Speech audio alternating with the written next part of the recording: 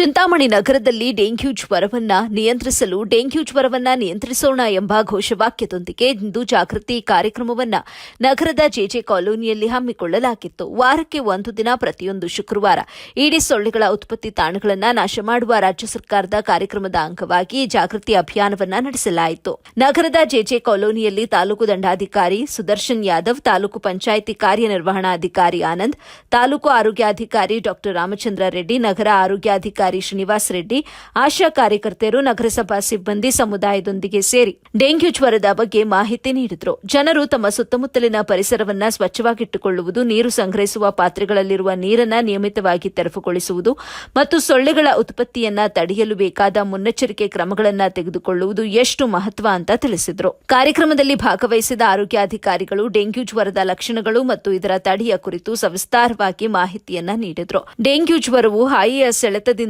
ಹರಡುವ ಸೊಳ್ಳೆಗಳ ಮೂಲಕ ಹರಡುತ್ತದೆ. ಆದ್ದರಿಂದ ಮನೆಯ ಸುತ್ತಮುತ್ತ ನೀರು ನಿಲ್ಲದಂತೆ ನೋಡಿಕೊಳ್ಳುವುದು ಅತ್ಯಗತ್ಯ ಅಂತ ತಿಳಿಸಿದರು.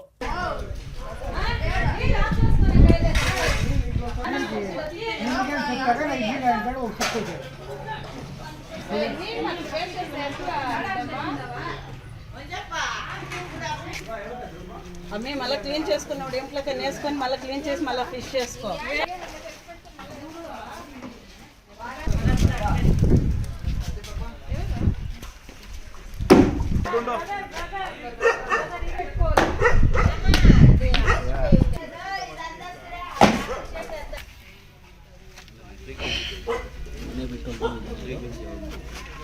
ಮನೆ ಬಿಟ್ಟು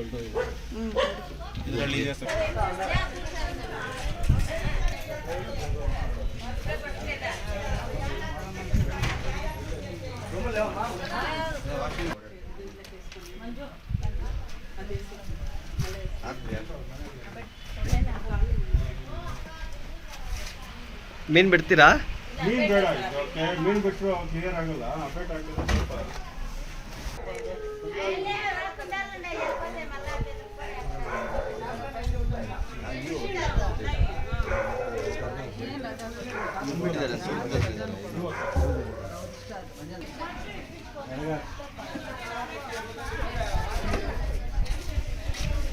ನಿಧಾನ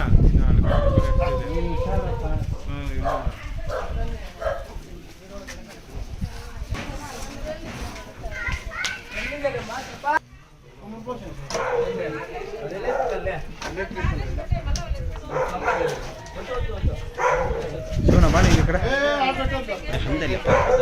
ಕೊಡು ಸರ್ ಮದ್ದತ್ತು